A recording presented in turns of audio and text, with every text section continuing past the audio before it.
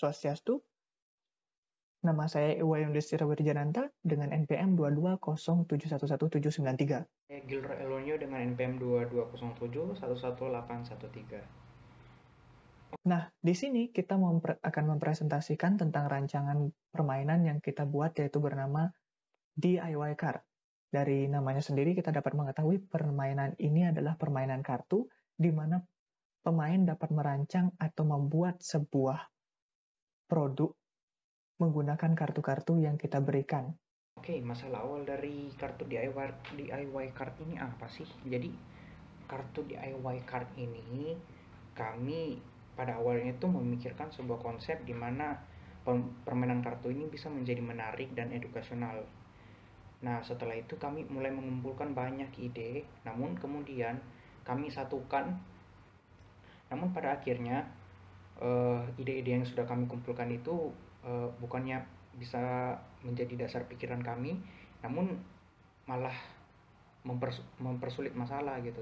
Jadi yang kami temukan itu hanyalah masalah yang rumit yang tidak bisa kami jelaskan secara rinci. Tapi kami tidak menyerah begitu saja, namun kita mencari solusi, mencari permainan lain, dan kemudian kami mendapatkan inspirasi namanya kartu Hanabi. Nah, kemudian kartu Hanabi ini kami mulai kembangkan sehingga dikenal sebagai DIY card seperti sekarang ini.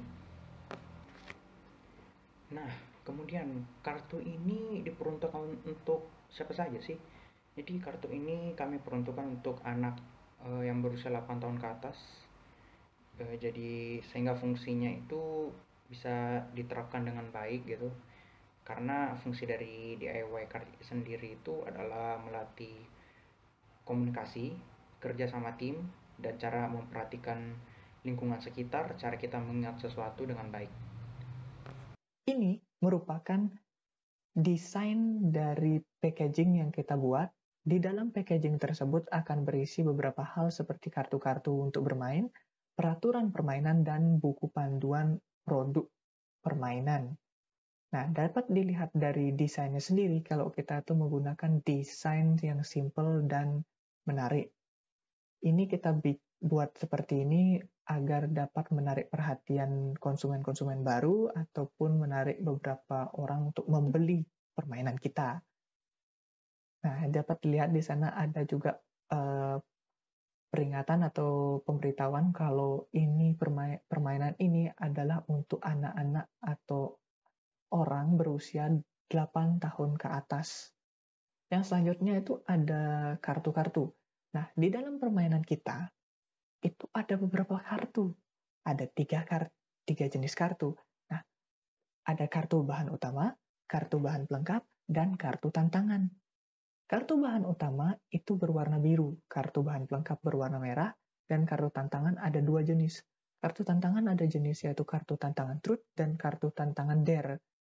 Kartu tantangan truth itu berwarna hijau dan kartu tantangan dare berwarna kuning. Yang menarik di setiap kartu-kartu tersebut itu tidak hanya warnanya yang berbeda-beda, tetapi juga memiliki bentuk di pojoknya yang berbeda-beda. Contoh, kartu bahan utama memiliki bentuk persegi di pojok-pojoknya. Kartu bahan pelengkap itu memiliki bentuk lingkaran di pojok-pojoknya, dan kartu tantangan truth itu memiliki bentuk segi 5 di pojoknya, dan dare memiliki bentuk segi 6 di pojok-pojoknya.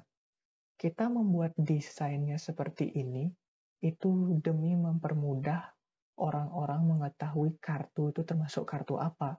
Jadinya kalau orang melihat atau pemain melihat kartu berwarna biru di permainan ini akan mengetahui, oh itu kartu bahan utama. Bahkan kita juga membuat bentuk-bentuk yang ada di pojok-pojok itu kita buat untuk orang-orang yang buta warna.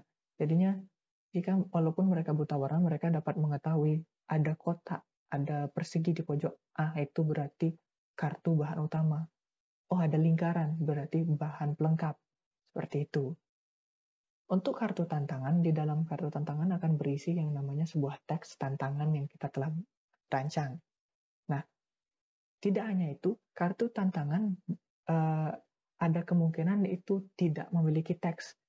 Itu bukan berarti pemain yang mendapatkan kartu itu akan bebas dari tantangan, tetapi tantangan dapat diisi oleh tim pemain yang menang. Jadi contoh seperti ini. Jika saya main, saya kalah, saya mengambil kartu tantangan dan saya mendapatkan kartu tantangan hijau tanpa teks. Apapun itu tidak ada berisi teks. Tim yang menang dapat memberikan saya tantangan truth yang mereka inginkan, yang sesuai yang keinginan mereka. Jadinya misalnya saya ditanyain apa, saya bisa gitu loh diberikan. Seperti itu. Nah, kemudian players atau pemain-pemain yang bisa bermain dalam permainan ini apa saja sih? Jadi dalam DIY card ini kami memiliki sebuah syarat, yaitu bermain dengan minimal 2 tim dengan isi per tim itu 2-4 orang. Selanjutnya ini adalah buku peraturan yang akan ada di dalam packaging permainan kita. Buku peraturan ini kita buat demi mempermudah pemain untuk mengetahui peraturan-peraturan apa saja yang ada untuk permainan game ini. Dan juga ini digunakan agar pemain tidak usah membuka website atau video di internet hanya untuk mengetahui apa sih peraturan di game ini. Jadinya agar tidak susah untuk diketahui peraturan ini. Kenapa kita tidak memasukkannya di bagian belakang packaging? Itu jika kita masukkan di bagian belakang packaging, takutnya beberapa orang tidak bisa membacanya karena mungkin ada yang matanya tidak bisa membaca teks kecil-kecil, atau mungkin ada yang tidak bisa membaca jarak dekat, jarak jauh. Seperti itu. Kita menggunakan buku, itu lebih gampang. Jadinya bisa besar, bisa ukurannya dapat kita atur, dan di mana semua orang masih dapat membacanya. Oke, kemudian rules dalam permainan DIY card ini apa aja sih? Yang pertama nih, yang paling menarik tuh setiap pemain tuh nggak bisa melihat kartunya sendiri, gitu. Kemudian untuk mengetahui kartu kita apa aja sih? Jadi dalam tim itu kan terdiri dari 2-4 orang gitu. Jadi sesama tim itu atau tim kita sendiri itu akan memberitahu kita posisi kartu kita itu melalui rumus matematika. Jadi untuk mengetahui, kemudian pemain hanya dapat memberitahu jenis kartu itu apa, kartu bahan utama atau bahan pelengkap. Kemudian pemain itu hanya memiliki waktu 6 detik untuk melakukan sebuah aksi. Kemudian produk berhasil akan menambah sebuah poin dan produk gagal akan mengurangi poin. Kemudian tim dengan poin terendah itu akan mendapatkan hukuman. Nah, mungkin ada yang bingung nih. Kalau misalnya nih di awal itu produknya udah gagal gimana? Oke. Jadi di awal itu sebuah kartu itu akan diturunkan secara acak, tapi harus bahan utama. Nah, bahan utama itu akan memiliki poin-poinnya tersendiri. Jadi bahan utama yang turun paling pertama itu akan menjadi poin paling pertama buat tim. Untuk peraturan yang selanjutnya yang ada di dalam buku tersebut, itu ada batas produk yang dapat dibuat ditentukan oleh semua tim yang bermain. Jadinya misalnya ada 2, 3, atau 4 tim, mereka dapat bermusyawarah untuk menentukan seberapa banyak batas produk yang dapat dibuat. Ini dapat membuat permainan ini lebih cepat ataupun lebih lama. Jadinya kalau mereka ingin bermain lama, mereka dapat membataskan produk yang dibuat itu lebih banyak, seperti 20, 15, 10, contoh seperti itu. Jika mereka ingin cepat-cepat, mereka bisa batasin lebih dekat, lebih sedikit, seperti 2, 3, 4, 5, 6, seperti itu. Setiap pemain mendapatkan 5 kartu. Jadinya walaupun satu kelompok hanya ada 2, 3, 4, tetap setiap pemain hanya awalannya mendapatkan 5 kartu. Selanjutnya itu jika pemain melewati batas waktu 6 detik yang diberikan, produk akan dianggap gagal. Jadinya produk yang sedang dirancang atau sedang dibuat itu langsung dianggap gagal jika mereka tidak melakukan sebuah aksi selama 6 detik tersebut.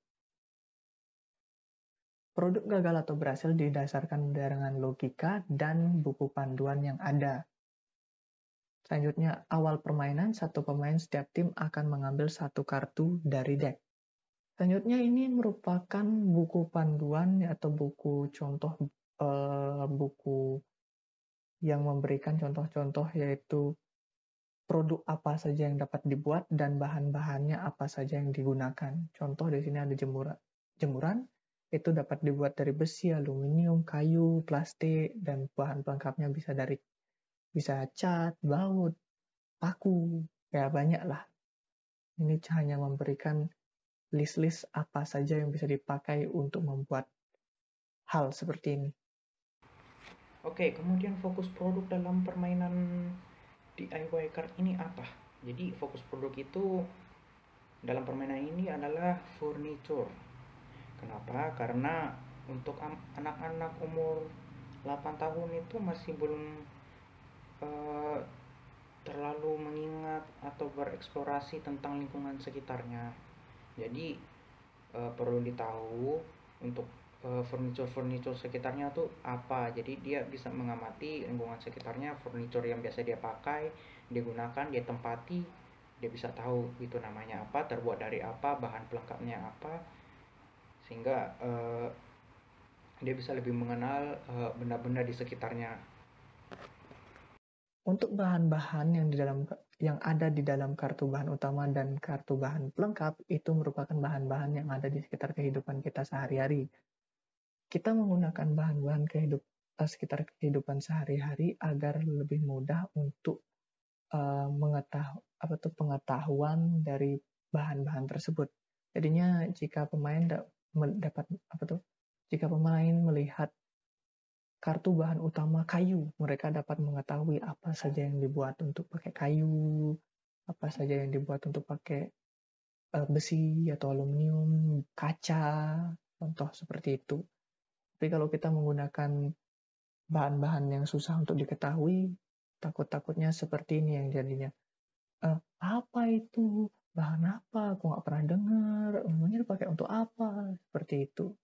Selanjutnya itu ada estimasi harga. Estimasi harga untuk permainan kita itu adalah 85.000. Nah, ini adalah poster promosi yang kita buat untuk game kita yang bernama DIY Card ini.